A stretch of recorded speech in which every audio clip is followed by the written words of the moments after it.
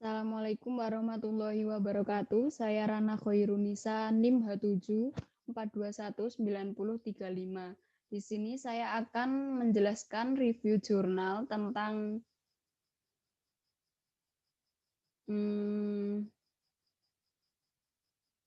pemanfaatan fitoplankton sebagai bioindikator berbagai jenis polutan di perairan intertidal Kota Kupang. Nah, tujuan dari penelitian ini adalah untuk mengetahui perbedaan jenis polutan yang dominan antar lokasi di Teluk Kupang. Yang kedua adalah untuk mengetahui korelasi antara kandungan nutrien, minyak, dan POM, serta mutu kualitas air lainnya dengan kelimpahan keanekaragaman, kemerataan jenis, dan dominansi fitoplankton. Yang ketiga adalah mengetahui perbedaan kelimpahan, keanekaragaman, kemerataan jenis, dan dominansi fitoplankton berdasarkan jenis polutan. Nah, metodologi penelitiannya adalah yang pertama adalah alat. Peralatan yang digunakan ketika di lapangan adalah GPS, ember plastik, volume 15 liter, plankton neck dengan nomor 50, vendor, botol sampel volume 30 ml untuk sampel fitoplankton, botol untuk sampel air volume 500 ml, termometer, kertas pH, hand refraktometer, icebox, dan peralatan tulis. Nah, peralatan yang digunakan ketika di laboratorium adalah mikroskop, objek glass, pipet tetes, cover glass, spektrometer, Erlenmeyer, dan buku-buku identifikasi fitoplankton. Bahan yang digunakan adalah Aquades dan larutan Lugol 5% untuk pengawet sampel fitoplankton. Yang selanjutnya adalah waktu dan lokasi penelitian. Penelitian ini dilaksanakan pada bulan Desember 2014 sampai dengan Februari 2015 di perairan intertidal Teluk Kupang pada 4 lokasi yang berbeda. Yang pertama adalah perairan intertidal Tenau, perairan intertidal Kampung Solor, perairan intertidal Ueba, dan perairan intertidal Lasiana, Kota Kupang. Seperti tabel ini, analisis datanya adalah sebagai berikut. Lokasi.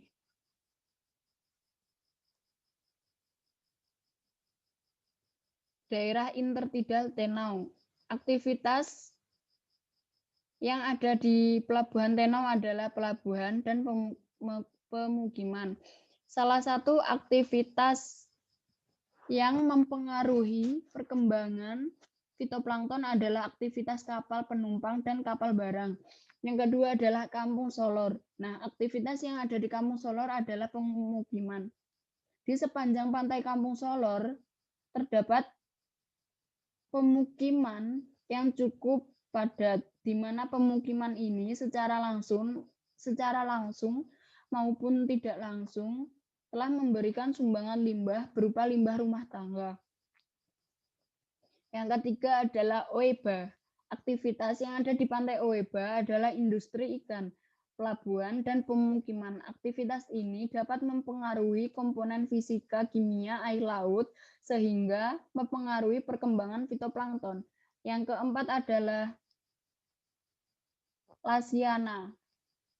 Aktivitas yang ada di pantai Lasiana adalah pariwisata dan berdagang. Aktivitas pariwisata dan berdagang di pantai Lasiana ini dapat merusak habitat yang ada di pantai dengan membuang sampah sembarangan dan menginjak-injak substrat yang ada. Nah, kelimpahan fitoplankton selanjutnya dapat diperhitungkan mengikuti petunjuk Romy Harto sebagai berikut. Keterangannya adalah N merupakan jumlah plankton, N kecil merupakan jumlah sel yang dihitung dalam M.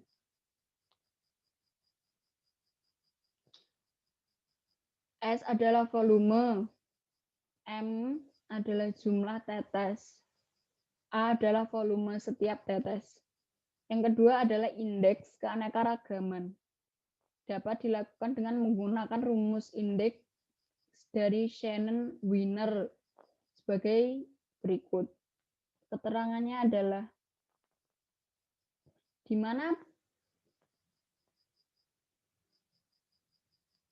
Pi adalah sigma ni per N kali H.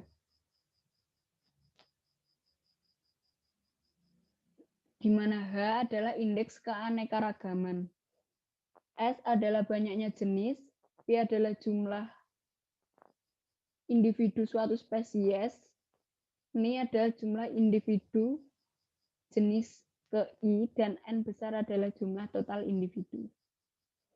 Nah, perhitungan kemerataan jenis adalah dapat dihitung menggunakan rumus yang dikemukakan oleh Paulus Evenes, di mana J adalah indeks kemerataan jenis, H adalah indeks keanekaragaman, S adalah jumlah jenis fitoplankton, dengan kriteria C sama dengan 0, min 0,5. Kemerataan antar spesies yang rendah, artinya kelimpahan individu yang dimiliki masing-masing spesies sangat jauh berbeda. Dengan kemerataan J sama dengan 0,6 dikurangi 1. Kemerataan antar spesies relatif seragam atau jumlah individu masing-masing spesies relatif sama. Perhitungan indeks dominansi. Nah, untuk menghitung indeks dominansi ini dapat menggunakan rumus dari Simpson. Seperti yang ada di PPT. Nah, keterangannya adalah C merupakan indeks dominansi, Ni adalah jumlah individu jenis ke I, N besar adalah jumlah total individu yang berkriteria nilai C berkisar antara 0 dan 1. Apabila nilai C mendekati 0, berarti hampir tidak ada individu yang mendominasi. Apabila nilai C mendekati 1, berarti ada individu yang mendominasi populasi. Hasil dan pembahasan. Beberapa hasil penelitian juga menunjukkan kecenderungan dominansi diantom dan dinoflagellata dalam komposisi fitoplankton yang diamati seperti di perairan Teluk Ambon di bagian dalam. Penelitian lain oleh Balkis et al. Menemukan bahwa dari 102 taksa fitoplankton yang diidentifikasi di Laut Marmara, ada 47 taksa atau 46,8% adalah diatom, dan yang 45 taksa atau 44,2% adalah dinoflagellata. Pada tabel ANOVA memperlihatkan terdapat perbedaan nyata antara kandungan NO3, PO4, minyak, dan POM antara keempat lokasi, seperti yang ada di tabel. Hasil BNT memperlihatkan bahwa Oeba memiliki kandungan nitrat yang tinggi, lalu diikuti oleh Lasiana, kemudian Kampung Solor, dan yang terakhir adalah Tenau. Dari segi fosfat,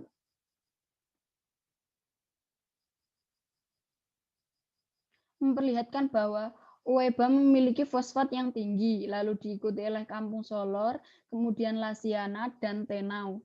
Untuk kandungan minyak memperlihatkan bahwa Tenau memiliki kandungan minyak yang tertinggi, kemudian diikuti oleh Kampung Solor, kemudian diikuti oleh Lasiana, dan yang terakhir adalah Oeba. Dari segi POM, memperlihatkan bahwa Oeba memiliki kandungan POM yang tinggi. Selanjutnya adalah kelimpahan fitoplankton atau N. Pada tabel diperlihatkan bahwa kelimpahan fitoplankton yang tertinggi adalah di perairan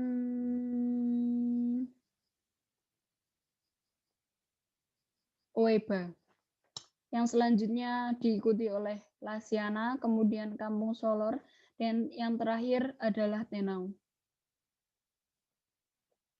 Dari hasil BNT memperlihatkan bahwa keempat lokasi di Teluk Kupang memiliki kelimpahan yang berbeda nyata.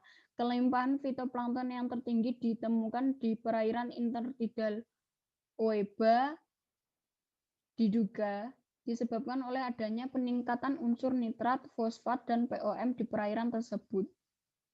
Hal tersebut sesuai dengan pendapat Huta Barat dan Evan yang menyatakan bahwa fitoplankton bertumbuh pada daerah yang cukup kaya akan bahan-bahan organik dan nutrisi. Selanjutnya adalah kemerataan jenis fitoplankton. Kemerataan jenis fitoplankton yang tertinggi adalah di perairan Tenau, kemudian diikuti dengan Kampung Solor, kemudian Lasiana, dan yang terendah adalah Oeba. Hasil uji BNT memperlihatkan bahwa keempat lokasi memiliki kemerataan jenis yang berbeda nyata satu sama lain. Kemerataan yang tertinggi terdapat di Tenau, kemudian Kampung Solor, kemudian Lasiana, dan yang terakhir adalah Oeba. Menurut Odum, kemerataan individu suatu biota yaitu 0 sampai 0,5 atau kemerataan antar individu yang rendah. Artinya, kekayaan individu yang dimiliki masing-masing spesies sangat jauh berbeda atau tidak seragam. Dan kemerataan biota 0,6 sampai 1 yaitu kemerataan individu yang relatif seragam atau jumlah individu masing-masing spesies relatif sama. Jika merujuk pada pendapat ini, dapat dilihat angka kemerataan jenis di perairan Oeba adalah 0,4, maka dapat disimpulkan bahwa fitoplankton pada perairan intertidal Oeba memiliki kemerataan jenis yang rendah. Yang selanjutnya adalah keanekaragaman fitoplankton. Nah, keanekaragaman fitoplankton yang tertinggi adalah di perairan Tenau, lalu diikuti dengan Kampung Solor, lalu kemudian diikuti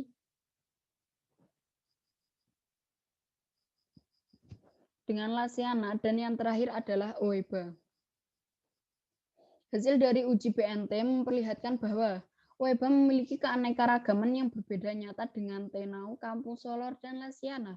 Keanekaragaman tertinggi di Tenau adalah 0,068 dan yang terendah adalah 0,34. Namun secara keseluruhan keanekaragaman fitoplankton keempat lokasi ini sama-sama rendah karena berkisar pada angka 0. Hal ini diduga disebabkan oleh kualitas air yang tercemar oleh nitrat, fosfat, dan minyak. Untuk dominansi fitoplankton yang tertinggi adalah di Oeba, kemudian di perairan Lasiana, dan kemudian Kampung Solor, dan yang terakhir adalah di Tenau. Hasil dari uji BNT memperlihatkan bahwa keempat lokasi memiliki dominansi yang berbeda nyata antara satu dengan yang lain. Dominansi fitoplankton tertinggi terdapat di perairan intertidal dengan 0,60 dan Kampung Solor 0,30, Lasiana dengan 0,30 dan yang terendah adalah perairan Tenau dengan 0,20. Odum mengungkapkan bahwa nilai C berkisar antara 0 dan 1. Apabila nilai C mendekati 0, maka hampir tidak ada individu yang mendominasi. Apabila C mendekati 1, berarti ada individu yang mendominasi populasi. Hasil analisis korelasi Pearson antara variabel polutan dan variabel fitoplankton atau kelimpahan, keanekaragaman, kemerataan, dan dominansi menunjukkan bahwa semua variabel polutan berkorelasi nyata dengan indeks fitoplankton. Nah, kelimpahan fitoplankton ini berkorelasi positif dengan 0 NO3, POM, PO4, dan akan tetap tingginya kandungan minyak yang menyebabkan rendahnya kelimpahan fitoplankton. Nah, dari PPT tersebut, dari penelitian tersebut dapat disimpulkan bahwa terdapat perbedaan kandungan polutan NO3, PO4, minyak, dan POM antar lokasi Teluk Kupang.